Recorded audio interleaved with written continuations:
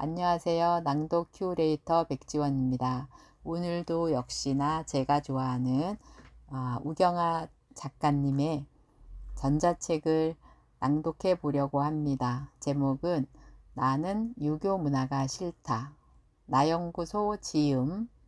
인생이 변하는 서점에 있습니다. 나는 유교 문화가 싫다. 지은이 나연구소. 세상에서 가장 소중한 나를 연구하는 나연구소의 창시자이다. 오랜 시간 자신을 모르고 살았기에 삶이 행복하지 않았고 자신을 아는 것이 모든 것임의 시작임을 깨달았다. 매일 자신의 마음을 관찰하고 스스로 질문하는 글을 쓰면서 자신을 알았다. 그 깨달음으로 나를 연구하는 나연구소 설립했다. 매일 글을 쓰고 강의를 하고 책을 내며 세상에서 가장 소중한 존재가 바로 나임을 널리 알리는 일을 하고 있다. 덕분에 저도 우리 우경아 대표님 덕분에 저도 요즘 이 전자책을 읽으면서 내 자신을 잘 찾아가고 있는 것 같습니다. 나는 유교 문화가 싫다. 프롤로그입니다. 나의 고향은 유교 문화의 중심지인 경상북도 안동이다. 책을 읽은 여러분은 어떤 느낌이 드는가? 나는 왠지 가슴이 답답하고 숨이 막힌다. 어려서부터 보고 듣고 자란 것들. 나의 성격과 가치관을 형성하고 나에게 어떻게 살아야 하는지 영향을 미친 그것들이 나는 커서야 유교 문화의 영향임을 알았다. 저도 개인적으로 아버지가 유교적인 문화를 많이 가지고 있어서 나라는 표현을 못하고 살았던 것 같습니다. 그래서 더더욱 이 부분에 대해서 가슴에 약간 먹먹함과 또 약간 그 답답함이 쌓여 있는 거를 이 책을 읽으면서 저도 알게 되었습니다. 어린 시절에 그것이 좋은지 나쁜지 몰랐고 당연하게 생각을 했었다. 나의 어린 시절 유교 문화로 인해 나의 감정은 답답함이었다. 항상 무언가에 눌려 있었고 가슴이 답답했다.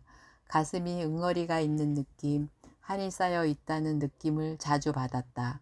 그것은 나의 가정 환경 탓도 있었지만 그 내면에 자리 잡은 것은 유교 문화의 그림자임을 나이가 들어서야 알았다. 그랬군요. 저도 그 답답함이 있었나 봅니다. 저도 제 자신을 알지 못했는데 이렇게 책을 낭독하면서 그 답답함이 하나씩 하나씩 거치고 사라지는 것을 느낍니다. 그래서 낭독을 하고 나면 가슴이 후련하다는 것을 느낄 수 있어서 너무 행복합니다. 그래서 나는 어린 시절 내내 나를 짓누르고 커서도 나에게 영향을 끼친 유교 문화의 실체를 알고 싶었고 알아야만 했다. 그래야 그 굴레를 벗어나서 자유롭게 살 수 있을 것 같아서 이 글을 쓴다. 나연구소. 목차, 프롤로그. 나는 유교 문화가 싫다. 1. 유교 문화의 피해자. 2. 유교 문화의 문제들. 3. 유교 문화의 역사. 4. 그래서 이제 어떻게 해? 나는 유교 문화가 싫다. 나는 유교 문화가 싫다. 1번 유교 문화의 피해자 편입니다. 나는 자랑스러운 역사와 전통이 있는 유교 문화의 고장 안동에서 태어났다. 20대의 어느 때 공자가 죽어야 나라가 산다라는 제목의 책을 알게 되었는데 제목이 매우 마음에 들었다. 그래서 사람들에게 특히 명절이 되면 이 말을 많이 했다. 정말 내 생각과 마음을 딱 대변해주는 너무도 마음이 드는 말이다. 오래전부터 그 책을 봐야지 하다가 얼마 전에야 알라딘에서 중고로 책값 200원, 배송료 2,500원 구입해서 이제야 보고 있다. 나의 어린 시절은 항상 답답했다. 특히 가슴과 마음이 답답했다. 나는 이것이 나의 성격 때문임을 알았다. 어려서부터 나는 착함이라는 강박 속에 살았다. 항상 착해야 한다는 말을 많이 들었고 실제는 착하다는 소리도 많이 들으면서 자랐다. 그러다 보니 자연스럽게 착하다는 것이 나의 최고의 가치가 되어버렸고 착한 사람이 되기 위해 많은 노력을 기울였다. 착하다는 말이 무엇인가? 어떤 생각이 드는가? 과거의 나라면 좋은 가치와 긍정적인 이미지를 연상했겠지만 지금의 나는 아니다. 착하다는 말이 부정적으로 느껴진다. 무능하다, 약하다, 소심하다, 주관이 없다. 좋은 사람이 아니라 주변 사람에게 피해를 주는 사람이다. 자기 소신과 주관이 없다. 잘 표현을 못한다. 자신의 생각이 아니라 남의 인생을 산다 등. 맞다. 내가 생각하는 착함은 위의 말들처럼 모두 부정적인 이미지다. 물론 장점도 있지만 이 책에서는 장점보다는 단점을 위주로 이야기하려고 한다. 그래야 균형과 조화가 맞으니까. 착하다는 것은 핵심과 중심은 결국은 내가 아니라 남이다. 그 말 속에 나는 없고 남이 항상 먼저 자리했다. 착하기 위해 기본은 남의 말을 잘 듣는 것이다. 부모님, 선생님, 그리고 어른들을 포함한 세상 사람들의 말을. 그렇게 살다 보니 자연스럽게 나는 없었고 나 자신을 모르는 사람이 되어버렸다. 나 자신을 몰랐기 때문에 내 인생임에도 불구하고 나는 없었고 항상 남이 있었다. 그래서 모든 것의 중심이 남이 되었고 나보다 남을 우선시했다. 내가 아니라 남의 인정과 평가, 남의 기분 등을 먼저였던 것이다. 주도적이 아니라 수동적으로 되어 시키는 일만 하는 사람이 되었고 나 스스로 무언가를 찾아서 해야 하는 상황이 되면 많은 어려움을 겪었다. 행복과 기쁨의 기준 또한 내가 아니라 남에게 있었기 때문에 남들에게 인정과 칭찬을 받으며 기분이 좋고 그렇지 않으면 마음이 우울하고 힘이 들었다. 말 그대로 나의 인생이 아닌 남의 인생을 살았고 내 생각대로 살지 못했다. 남의 생각대로 인생을 살았다. 그리고 무엇보다 중요한 것은 내 생각과 감정을 제대로 표현하지 못했다는 것이다.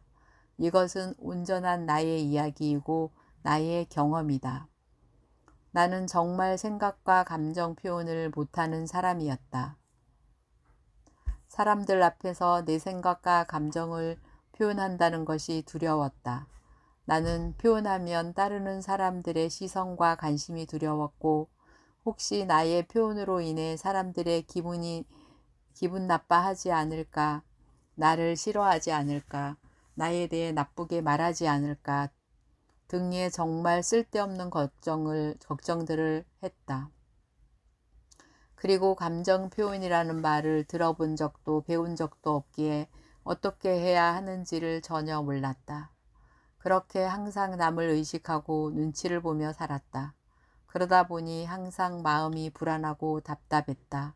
답답하다는 감정과 생각이 오랜 시간 쌓이자 그것은 스트레스가 되었다. 가슴 속에 한이 되었고 응어리가 되었다. 때로는 너무 답답해서 미칠 것 같았고 심장이 터질 것 같았고 정말 머리가 돌아버릴 것 같은 기분이 들기도 했다. 나는 몰랐다. 내 생각이 무엇인지 나의 감정이 무엇인지를 그것을 알아차리고 느낀다는 것의 의미와 개념도 몰랐고 느껴야 한다는 것도 몰랐다.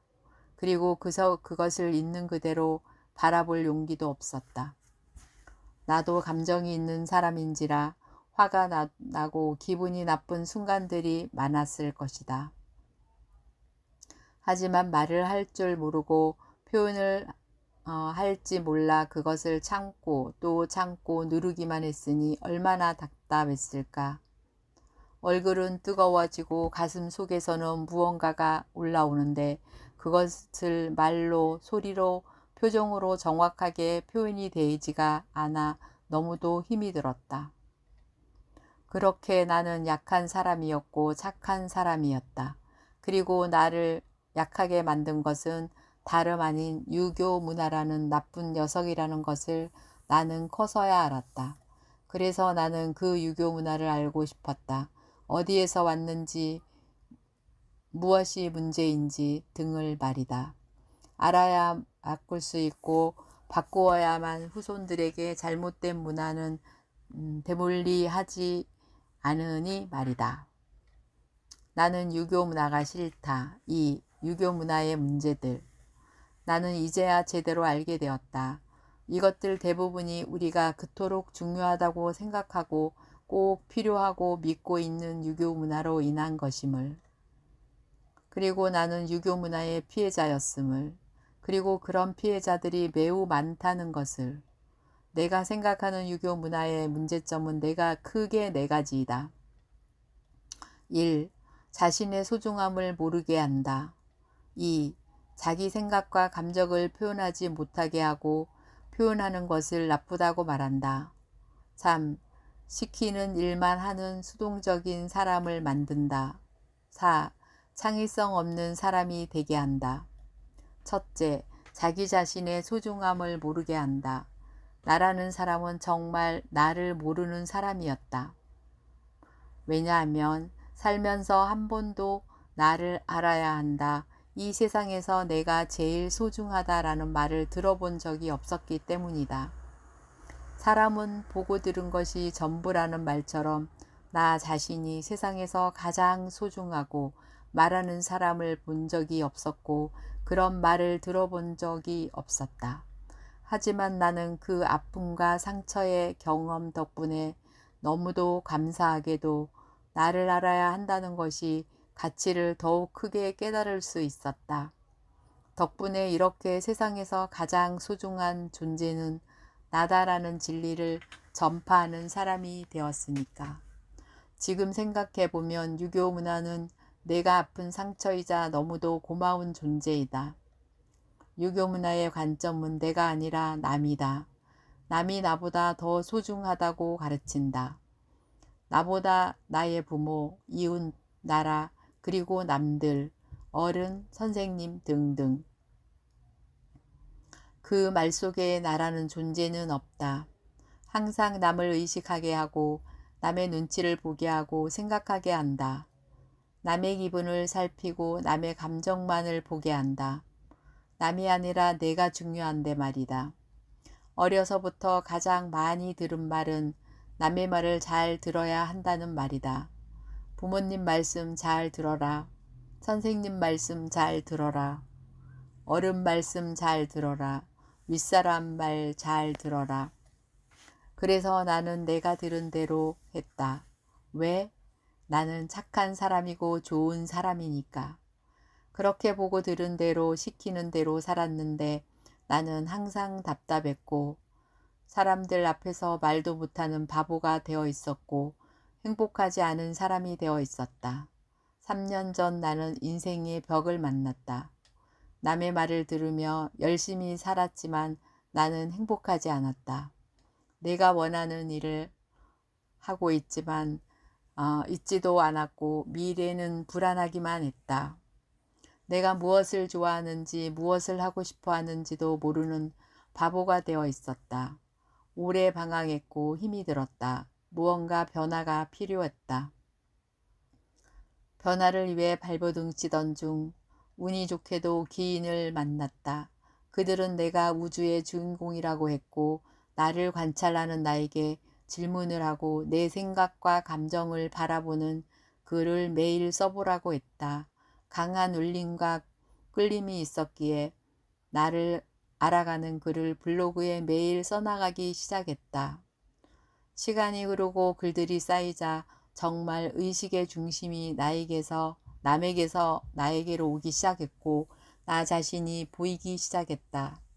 나의 마음이 보이기 시작했고 내가 소중하다는 것을 서서히 알게 되었다. 내가 사라지는 나의 인생과 나의 세상이 사라지기 시작했다.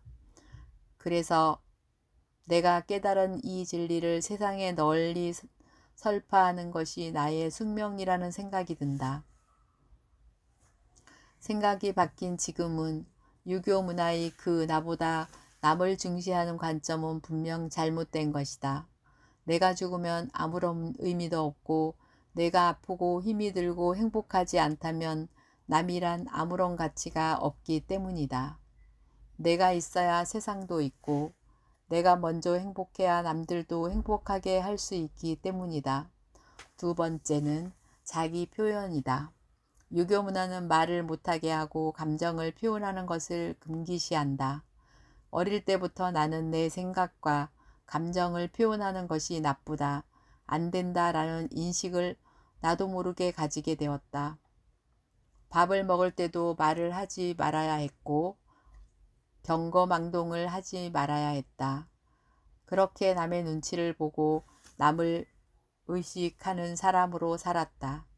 그렇게 살다 보니 사람들 앞에 서는 것이, 사람들 앞에서 말을 하는 것이 너무도 힘들었다. 자식분과 용기도 없었고 늘 두렵고 불편했다. 특히 학교에서 수업 시간에 책을 읽거나 발표 시간에 나의 차례가 오면 얼굴이 빨개지고 심장이 두근거려서 너무 힘이 들었다. 긴장되어서 머리가 희미해지고 입이 굳어버렸다. 몸과 마음이 굳어버리고 얼어버린 것이다.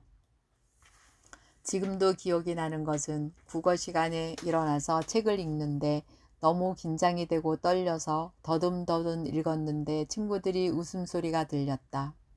너무도 부끄럽고 창피했다. 나 자신이 못하고 한심하게 느껴졌고 어디론가 도망을 가고만 싶었다. 마음과 가슴이 너무나 아팠다. 울고 싶었고 미칠 듯이 답답했다. 이러한 기억과 상처는 오랜 시간 나를 따라다니며 나를 힘들게 했다. 늘 당당한 사람들, 많은 사람 앞에서 자유롭고 편하게 말하고 자신을 표현하는 사람들이 너무도 멋있게 보였고 미치도록 부러웠다. 이제는 안다. 아픔의 크기가 기쁨의 크기라는 것을. 그러한 시간과 경험들이 지금의 나를 만들었음을. 그 기억과 감정들은 내가 사람들 앞에서 말하며 사는 직업, 이른바 강사의 꿈에 강한 열망을 불어넣어 주었다. 덕분에 너무도 감사하게도 지금 나는 강사가 되었다. 사람들 앞에서 내 생각과 감정, 그리고 나의 경험과 인생을 덤덤하고 자유롭게 이야기할 수 있는 용기를 가진 사람이 되었다. 세 번째는 시키는 일만 하는 수동적인 사람을 만드는 것이다. 항상 남의 말을 잘 들어야 한다는 신념 속에서 살았기에 나는 나의 인생이 아닌 남의 인생을 살고 있었다. 다른 사람들의 기준에 나를 맞추다 보니 내가 좋아하는 인생이 아닌 남들 눈에 보기 좋은 인생을 살고 있었다. 그저 시키는 일만 잘하는 사람이 되어버린 것이다. 그러다 보니 남들에게서 잘 보이고 인정을 받는 것이 나의 존재와 능력을 인정받는 유일한 가치였다. 그러다 보니 늘 나의 시선은 남을 향하고 있었고 남에 의해 좌우되고 있었고 그것이 충족되지 않으면 실망하고 상처를 입었다. 내가 가진 에너지로는 남이 시키는 일만 하기에도 힘이 들고 벅찼다. 그러다 보니 그 일이 끝이 나면 다른 일을 할 에너지도 힘도 내게는 남아있지 않았다. 모든 에너지가 소진되어 버린 것이다. 그러다 보니 당연하고 자연스럽게 소극적인 사람이 되고 수동적인 삶을 사는 사람이 되어버렸다. 네 번째는 창의성을 죽이는 것이다. 우리나라 교육의 가장 큰 문제점이 주의식 교육이라는 것은 누구나 아는 사실이다. 항상 의문이 들었다.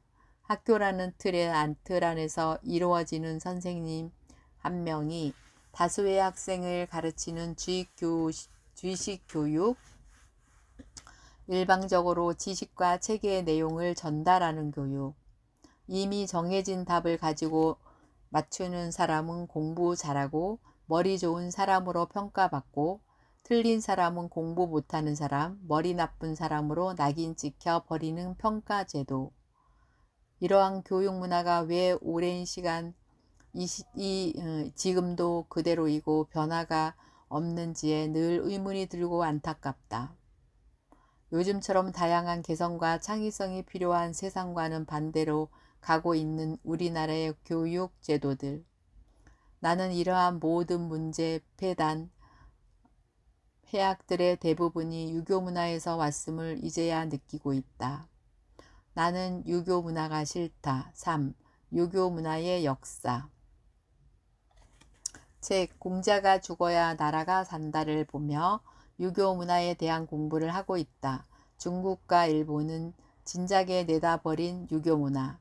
2020년이라는 지금의 이 시대와 어울리지 않는 이 낡은 옷을 우리나라 대한민국은 왜 아직도 입고 있을까? 공자가 만든 유교 문화가 왜 우리나라에서 변질되었고 왜 지금도 많은 사람들을 힘들게 하고 있을까? 유교 문화는 과연 누구를 위한 것일까? 내가 느끼고 경험한 유교 문화는 사람들과 서민들을 위한 것은 분명히 아니었다. 많은 시간이 지난 뒤에야 나는 알게 되었다. 유교 문화는 다분히 권력과 정치를 위해 존재했다는 것을. 권력을 유지하고 정권을 잡기 위해서 말을 잘 듣는 사람들이 필요했고 사람들이 말을 잘 듣게 만들어야 했던 것이다. 그래서 그 수단으로 공자가 만든 유교 문화를 자신들의 필요를 위해 변질시킨 것이다. 이 사실을 알고 나서 나는 너무도 허탈했고 무서웠다. 어려서부터 보고 들어왔던 것들이 진리와 이치가 아니었다는 것이. 누군가의 목적을 이루기 위한 수단이었고 우리는 그 피해자였다는 사실에 화가 났다. 참고로 유교 문화의 역사에 대한 내용은 책 공자가 죽어야 나라가 산다를 참고했다. 유교 문화의 핵심 중의 하나인 조상에 대한 제자는 고대 중국의 조갑이라는 왕으로부터 시작되었다. 조갑은 자신의 정권을 유지하기 위해 그 당시 지역적으로 막연하던 토속 신앙들을 몰아내고 조상신 하나만을 숭배하는 정책을 폈다. 그것은 자신의 정치적 위상 강화를 위한 고도의 전략이었다. 자기 조상들의 족보를 재수정하고 조상에 대한 제사를 정례화했다. 이것은 주변 부족들에게 자신의 조상이 기존의 토속 신앙들을 초월한 존재임을 과시하기 위한 대단지 정치적인 전략이었다.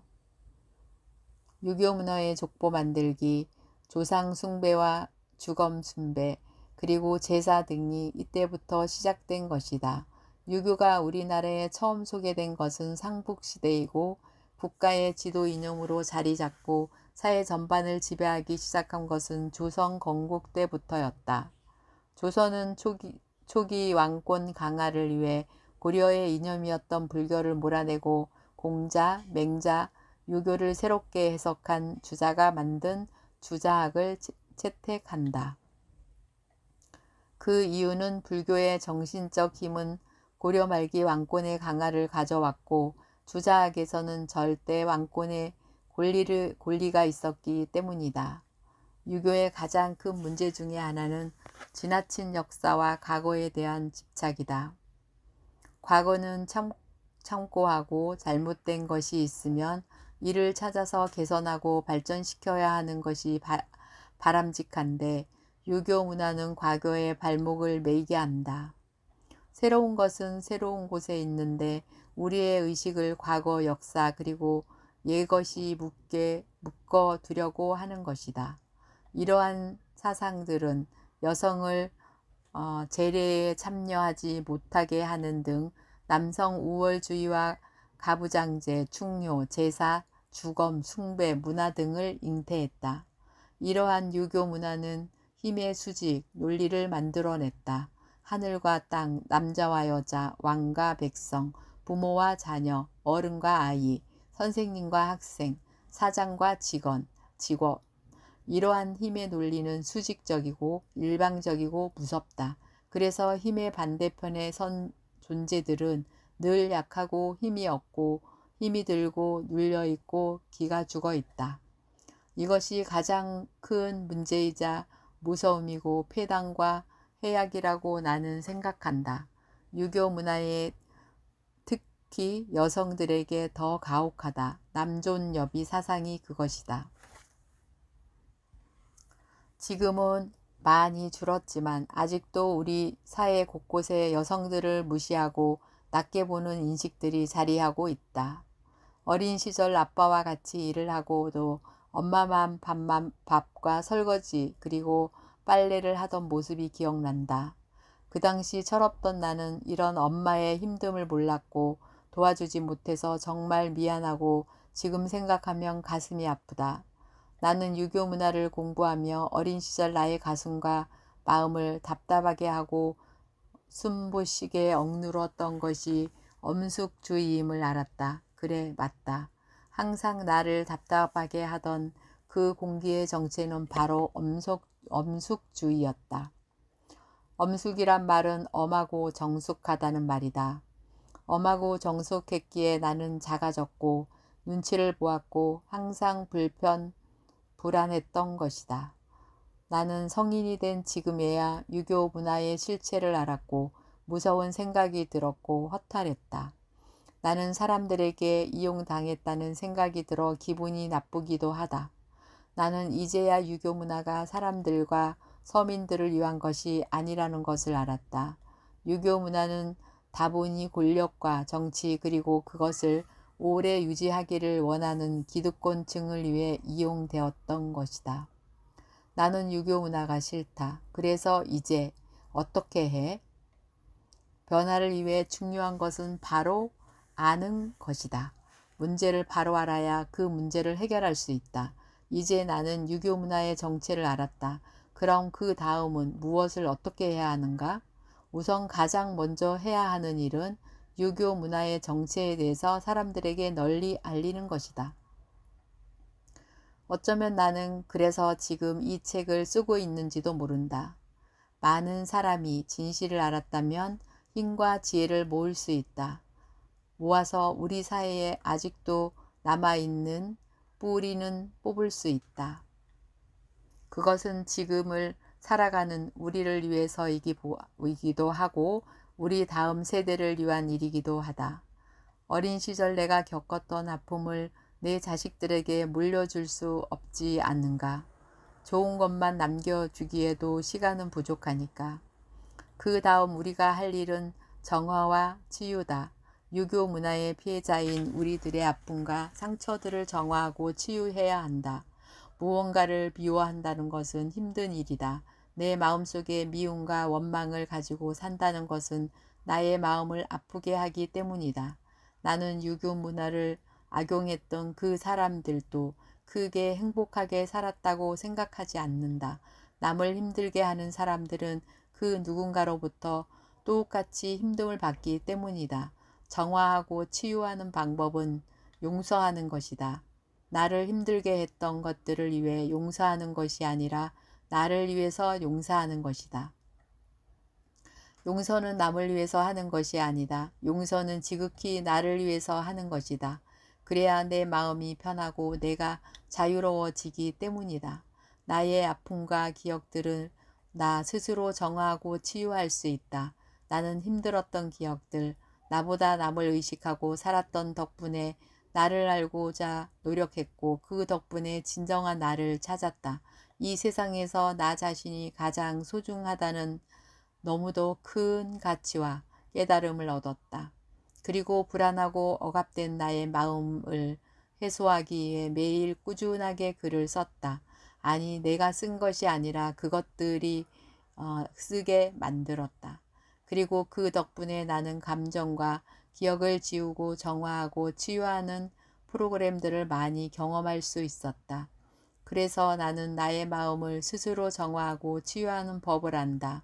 나의 마음을 바라보고 위로하고 안아주는 방법을 알았기 때문이다. 먼 길을 돌아 이 자리에 온 기분이 든다. 결국 지금의 내가 자유롭고 행복한 것은 유교 문화 덕분이라는 생각도 든다. 상처가 깊은 만큼 기쁨도 크기 때문이다. 혹시나 나 같은 아픔과 상처가 있는 분이 이 글을 보고 계신다면 이제 유교 문화의 정체와 실체를 알았으리라 생각한다. 그랬다면 다음은 그것을 용서하고 다치고 상처 입은 자신을 마음을 어루만져 주기를 바란다. 그리고 다 잊어버리고 훌훌 털어버리고 자유롭게 행복하게 살기를 바란다. 과거가 아닌 지금에 집중하고 지금을 즐기면서 나 자신을 사랑하면서 다가올 즐겁고 놀라고 신비한 미래를 기대하면 하고 싶은 일만 하며 즐겁게 세상을 살아가시길 진심으로 기원합니다. 긴 글 읽어주셔서 감사합니다.